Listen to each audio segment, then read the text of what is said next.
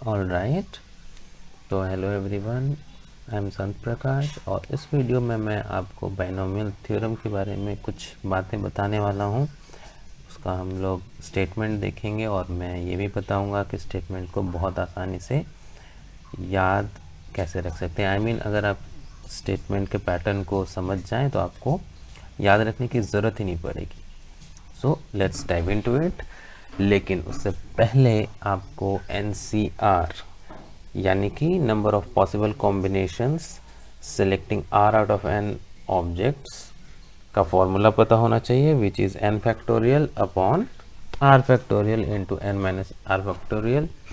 By the way ये होता क्या है, उसके लिए आप ये वीडियो आई बटन पर क्लिक करके देख सकते हैं। इस वीडियो के लिए सिर्फ आपको फॉर्मूला पता होना चाहिए।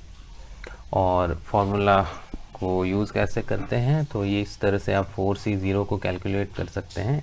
ये आगे काम आएगा, आप इस वीडियो को पॉज करके ध्यान से देख लें। बाय द वे मैं आपको यहाँ पे ध्यान दिला दूँ कि 0 फैक्टोरियल इज इक्वल टू 1 होता है। ओके, तो बाइनोमियल थ्योरम क्या होता है, तो ये बाइनोमियल की पावर्स को कैलकुलेट करने के लिए, एक्सपेंड करने के लिए होता है। जैसे a प्लस बी का पावर 2 जो है वो इतना होता है, आप बचपन से पढ़ते आ रहे हैं। क्यूब इतना होता है, पावर 4 उतना होता है, but a plus B raise to the power 50 ये कितना होगा। तो बाइनोमियल थ्योरम अगर आप जानते हैं तो आप एक बाइनोमियल यानी दो टर्म्स वाले पॉलिनोमियल के कितने भी पावर को एक्सपैंड कर सकते हैं। इतना ही नहीं बल्कि फिज़िक्स में इसका बहुत ही एक्सटेंसिव यूज़ होता है। तो इसके स्टेटमेंट को हम लोग डिराइव कैसे कर सकते हैं, तो अगर आप इन आइडेंटिटीज़ को ध्यान से देखेंगे तो इसमें एक पैटर्न आपको दिखाई पड़ेगा। तो सबसे पहले कोफिशिएंट्स बाद में देखेंगे, पहले आप पावर्स को देखें। तो a plus B raise to the power 2 है, तो यहाँ पर a का पावर 2 से स्टार्ट हुआ, 1 हुआ, फिर 0 हो गया। b का पावर 0 से स्टार्ट हुआ, 1 हुआ, फिर 2 हुआ। तो a का पावर 2 से लेकर 0 तक, b का पावर 0 से लेकर 2 तक। In the same way a plus B raise to the power 4 में a का पावर 4 से लेकर 0 तक, b का पावर 0 से 4 तक। बट क्या कोफिशिएंट्स में कोई पैटर्न दिख रहा है, तो पहले तो आप ध्यान से देख लें। कोई इतना इसका जो पैटर्न है वो उतना भी ऑब्वियस नहीं। तो अगर इसके पैटर्न को हम समझ जाएं कि कोफिशिएंट्स में यानी 1 2 1 1 3 3 1 इसमें क्या पैटर्न है, तब तो कुछ भी याद रखने का ज़रूरत नहीं पड़ने वाला। तो अगर मैं आपको बोलूं कि यहाँ पे कुछ ऐसा है, a प्लस बी का होल स्क्वायर में जो 1 है that is equal to 2C0। और अगर आप 2C0 को सॉल्व करके देखेंगे NCR के फॉर्मूला से तो एग्जैक्टली 1 ही आएगा। उसी तरह से 2C1 2 आएगा और 2C2 भी 2C1 2 आएगा एंड 2C2 1 आएगा। उसी तरह से आगे देखेंगे कि 3C0 1 होता है, 3C1 3 होता है, 3C2 भी 3 होता है and 3C3 is equal to 1। और इसी तरह से ये पैटर्न आगे बढ़ता जाता है। तो you can look at it carefully, you can verify it।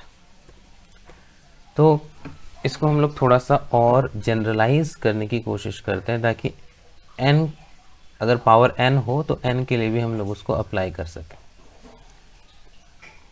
तो ये यहाँ पे मैंने इन अभी तक जो काम किया है उसको लिख दिया है।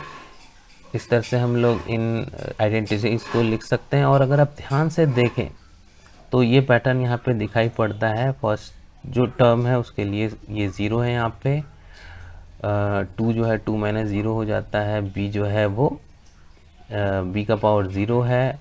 और आप देख सकते हैं 0 1 2 और पावर 3 में ये 0 1 2 3 तक जाता है और पावर 4 में ये 0 1 2 3 4 तक जाता है।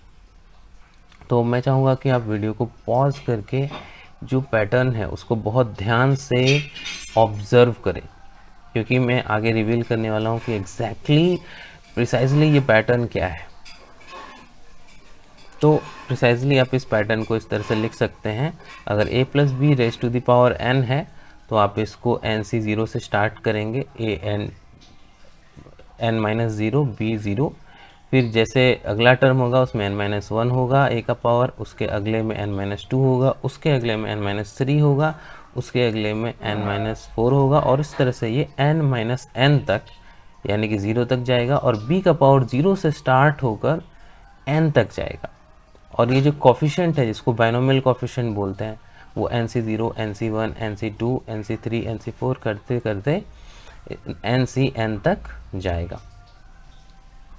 तो फाइनली ये आपका बाइनोमियल थ्योरम हो गया, जिसे आपको याद रखने की ज़रूरत बिल्कुल नहीं है। a का पावर n से लेकर 0 तक यानी n माइनस n तक, b का पावर 0 से लेकर n तक, और जो बाइनोमियल कॉफिशेंट है वो nc0 से ncn तक, और इसको समेशन के टर्म्स में इस तरह से लिख सकते हैं।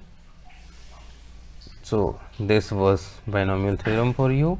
आई होप ये आप थोड़ा सा सिंप्लीफाई हो गया होगा और अब आप इसको आसानी से याद रख पाएंगे। So thanks for watching.